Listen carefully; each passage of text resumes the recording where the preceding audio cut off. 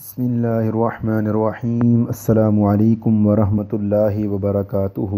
میں ہوں عمر فاروق اور ہمارا channel the light of truth میں ایک بار پھر آپ سب کو خوش آمدید کہتا ہوں۔ آج اس ٹاپک پر میں بات کروں گا، وہ ہے تورات کے مصنفین اور یروشلم کی تباہی۔ تو ناظرین، اپنے ٹاپک کو شروع کرنے سے پہلے میں آپ احباب سے گزارش کرتا ہوں کہ جو احباب ہمارے چینل پر نئے ہیں یا جنہوں نے ابھی تک ہمارے چینل کو سبسکرائب نہیں کیا، پہلے وہ لال بٹن کو دبا کر چینل کو سبسکرائب کر لیں اور سبسکرائب کرنے کے ساتھ جو بیل آئیکن ہے اس کو ضرور پریس کریں تاکہ جیسے ہی کوئی ویڈیو اپلوڈ کی جائے یوٹیوب کی طرف سے آپ کو خود بخود نوٹیفیکیشن آ جائے۔ تو ناظرین، اپنا اور آپ کا قیمتی وقت ضائع کیے بغیر میں اپنے ٹاپک کی طرف آتا ہوں، جو کہ ہے تورات کے مصنفین اور یروشلم کی تباہی۔ تو ناظرین، آج کی ویڈیو میں ہم یہ دیکھیں گے کہ تورات حقیقت میں موسیٰ علیہ السلام کی لکھی ہوئی کتاب ہے یا کسی اور کی ہے۔ تو ناظرین، تورات بائبل کا وہ حصہ ہے جسے آج کل عہد قدیم اولڈ ٹیسٹمنٹ کہا جاتا ہے۔ اس کے متعلق رچرڈ فرائڈمین اپنی مشہور زمانہ کتاب ہو روٹ دا بائبل کے صفحہ نمبر 18 پر لکھتے ہیں، یعنی یہ ایک عجیب حقیقت ہے کہ جس کتاب نے ہماری تہذیب میں ایک بنیادی کردار ادا کیا ہے، اس کے متعلق ہم یقینی طور پر بھی کبھی بھی یہ نہیں جان سکے کہ اس کو کس نے لکھا ہے۔ ناظرین اکرام، عام طور پر تورات کو حضرت موسیٰ علیہ السلام کی طرف منسوب کر دیا جاتا ہے، مگر در حقیقت اس میں موسیٰ علیہ السلام کی کتاب مقدس کے علاوہ بنی اسرائیل کے دیگر انبیاء اکرام کی کتابیں بھی شامل ہیں، جسے موسیٰ علیہ السلام کی تورات کو اسفار بھی کہا جاتا ہے، جن میں 5 کتابیں شامل ہیں۔ یہ 5 کتابیں کس نے لکھی، کب لکھی گئی، یہ ابھی تک ایک تاریخی معمہ ہے۔ اسی حوالے سے مصنف لکھتے ہیں، یعنی 587 قبل مسیح میں ہیکل آگ سے جل کر تباہ ہو گیا اور اس کے ساتھ ہی تورات کا اصل نسخہ اور اس کے ساتھ بائبل کی دوسری کتابیں بھی جل کر راکھ کا ڈھیر بن گئیں۔ تاہم بعد میں عزرا فقیہ نے محض الہام کی بنیاد پر تورات کو پھر سے مرتب کیا، اگرچہ یہ روایت خود بائبل کا حصہ نہیں ہے۔ ناظرین کرام، تورات کا اصل نسخہ اور دیگر تبرکات بیت المقدس کے ہیکل میں حضرت سلیمان علیہ السلام کے زمانے سے محفوظ چلی آ رہی تھی، اگرچہ اس کے اصل نسخے کی تاریخ بھی مشکوک ہے۔ بابل کے بادشاہ بخت نصر نے بیت المقدس پر حملہ کیا اور ہیکل کو آگ لگا دی۔ اسی آگ میں جل کر تورات ختم ہو گئی۔ عزرا فقیہ نے تقریباً 450 قبل مسیح میں دوبارہ تورات کیسے لکھ لی؟ عزرا فقیہ نے تورات محض صرف اور صرف حافظے کی بنیاد پر لکھی تھی۔ اس بارے میں لیوائس اپنی کتاب ریلیجن آف دا ورلڈ کے صفحہ نمبر 295 پر لکھتا ہے کہ یروشلم کی تباہی کے بعد عزرا نے دوبارہ تورات کی تعلیم دینا شروع کی، مگر اس کی نوعیت اور درست متن کے بارے میں کچھ بھی نہیں کہا جا سکتا۔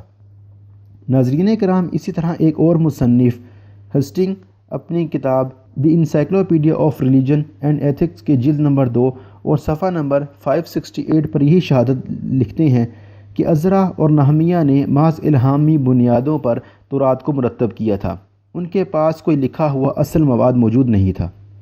لیکن اس سے بڑھ کر بھی ایک اہم سوال یہ ہے کہ اگر ہیکل میں تورات کا جو نسخہ جل گیا تھا وہ خود کس کا تحریر کردہ تھا؟ وہ مکمل تھا یا مکمل نہیں تھا؟ یہی مؤلف لکھتے ہیں کہ تمام محققین کا اس بات پر اجماع ہے کہ تورات کا وہ قدیم نسخہ یعنی موسیٰ علیہ السلام کی کتاب عزرا کے وقت بھی مکمل نہیں تھی۔ اس کے بعد مصنف یہ بھی لکھتے ہیں کہ عزرا نے محض الہام کے بل بوتے پر تورات کو دوبارہ مرتب کر دیا تھا، جو یروشلم کی تباہی کے طور پر بالکل ضائع ہو چکی تھی۔ ناظرین، یہی مصنف رچرڈ اپنی کتاب ہو روٹ دا بائبل کے صفحہ نمبر 18 پر لکھتے ہیں کہ 600 سال کی تحقیق نے پہلے مرحلے میں یہ بات کو ثابت کیا کہ اگرچہ اسفار خمسہ یعنی موسیٰ علیہ السلام کی کتاب جو کہ 5 کتابوں پر مشتمل ہے حضرت موسیٰ علیہ السلام نے لکھی، مگر ان کے محققین نے یہ بتایا کہ تورات کے کچھ فقرے ادھر ادھر سے ضرور جوڑے گئے تھے۔ اس کے بعد وہ لکھتے ہیں کہ 11ویں صدی عیسوی میں اسحاق بن یاشوش نے لکھا کہ پہلی کتاب پیدائش کا باب نمبر 38 میں بادشاہوں کی جو فہرست دی گئی ہے وہ حضرت موسیٰ علیہ السلام کی وفات کے بعد کسی اور نے لکھی تھی۔ ناظرین اکرام، ڈان اپنی مشہور کتاب ریلیجن آف دا ورلڈ کے صفحہ نمبر 376 پر لکھتے ہیں کہ یہ ایک تاریخی شہادت ہے کہ تورات حضرت موسیٰ علیہ السلام کے عہد مبارک میں مکمل نہیں ہوئی تھی۔ وہ بھی ساتھ یہ بھی لکھتے ہیں کہ تورات کی پہلی 5 کتابیں یعنی پیدائش، خروج، احبار، گنتی اور استثناء مختلف واقعات و حادثات کی ایسی داستانیں ہیں جسے صدیوں پر محیط کوششوں سے مختلف زمانوں اور مختلف جگہوں پر جمع کیا گیا ہے۔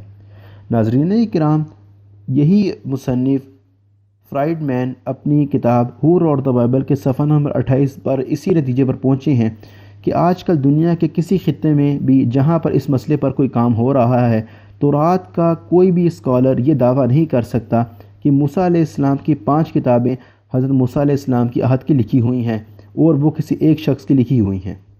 ناظرین کرام، یہاں تک تو یہ تورات کی پہلی 5 کتابوں کی داستان تھی۔ دوسری قسم کی کتابیں جنہیں نہمیہ نے دوسری صدی قبل مسیح میں جمع کیا تھا، ان کی تعداد 22 بتائی جاتی ہے، لیکن ابھی یہ مشکل ختم ہی نہیں ہوئی تھی کہ ایک اور مصیبت آ پہنچی۔ وہ مصیبت یہ تھی کہ عزرا کی جمع کردہ تورات میں، جو یروشلم کی پہلی بار بربادی میں جل کر راکھ کا ڈھیر بن چکی تھی، اس کے بعد نہمیہ کی جمع کردہ 22 کتابیں بھی شامل کر لی گئی۔ ابھی یہ کام ختم ہی ہوا تھا کہ فلسطین کی طرف سے یونانیوں کا بے پناہ سیلاب امڑ آیا۔ انطاکیہ کے یونانی بادشاہ اینٹوکیس نے 168 قبل مسیح میں یروشلم کو پھر سے تباہ و برباد کر دیا، تمام مقدس کتابوں کو جلوا دیا، یہودی اس کے قبضے میں آ گئے۔ تاہم کچھ عرصے بعد دوبارہ یہودہ مقابی کی کوششوں سے تورات کو تیسری مرتبہ جمع کرنے کا کام شروع کر دیا گیا۔ اس مرتبہ سلسلہ دوم کی 22 کتابوں کے علاوہ سلسلہ سوم کی 22 کتابوں کو بھی جمع کر دیا گیا۔ اسی سلسلے میں زبور بھی شامل کر دی گئی۔ اس کے بعد یروشلم کی تیسری تباہی شروع ہو جاتی ہے۔ ناظرین کرام، لیوائس اپنی کتاب میں لکھتا ہے کہ رومیوں نے ٹائٹس کی سربراہی میں ایک بار پھر یروشلم کی طرف چہل قدمی کر دی۔ 70 عیسوی کی گرمیوں کے ایام تک یروشلم مکمل طور پر شکست کھا چکا تھا۔ ہزاروں کی تعداد میں یہودیوں کو قتل کر دیا گیا اور غلام بنا دیا گیا۔ اس کے بعد ہیکل کو لوٹا گیا اور جلا دیا گیا، اور اس کے بعد تباہ و برباد کر دیا گیا اور یہ دوبارہ تعمیر نہ ہو سکا۔ ناظرین کرام، اس کے بعد یہودیوں کی مرکزیت مکمل طور پر تباہ ہو گئی۔ ان کا شریزہ بکھر کر ماضی کا قصہ بن گیا۔ ٹائٹس نے تورات کے نسخوں کو نکال کر فتح کی خوشی میں اپنے وطن واپس لے گیا، اور اس کے بعد یہودیوں کے پاس کوئی لکھی چیز نہیں بچی۔ یہی مورخ لکھتے ہیں کہ دوسری صدی کا سب سے بڑا یہودی لیڈر یہودا دا پرنس تھا۔ اس نے ایک بار پھر عزرا کی مدون شدہ کتابوں کی شرح و تفسیر کی۔ اسے ربی یہودا نے تمام اقوال کو جمع کیا اور اسے مثنیٰ کا نام دیا۔ پھر ان کی مزید تشریحات اور تعبیرات کی گئی۔ اس مجموعے کا نام جمارہ رکھا گیا۔ پھر جمارہ کو مثنیٰ میں جمع کیا گیا تو اس مجموعے کا نام تالمود مشہور ہوا۔ تالمود کے بھی ناظرین 2 نسخے ہیں، ایک فلسطینی نسخہ ہے اور دوسرا بابل کا نسخہ ہے، مگر حیرت کی بات یہ ہے کہ فلسطینی نسخہ دوسرے نسخے کا صرف 1/3 حصہ ہے۔ مختلف شہادتوں اور تجزیات کے بعد یہ مورخ اس نتیجے پر پہنچا کہ یہودی مقدس کتابیں اور ان کی تشریحات اتنی بڑی مقدار میں پائی جاتی ہیں کہ ان میں سے کسی صحیح نمائندہ کا کتاب کا چننا انتہائی مشکل کام ہے۔ ناظرین کرام، کتاب استثناء کے متعلق، جو کہ عہد نامہ کی آخری کتاب ہے، اگرچہ یہ دعویٰ کیا جاتا ہے کہ حضرت موسیٰ علیہ السلام کی لکھی ہوئی ہے، مگر اب کئی محققین اس بات کا یقین رکھتے ہیں کہ یہ 8ویں صدی قبل مسیح کے بعد شاگردوں کا کارنامہ ہے۔ ناظرین کرام، تالمود تورات کے مقابلے میں اتنی معتبر کتاب نہیں ہے۔ تورات وہ کتاب ہے جسے بائبل کی پہلی 5 کتابیں جنہیں کتب موسیٰ کہا جاتا ہے۔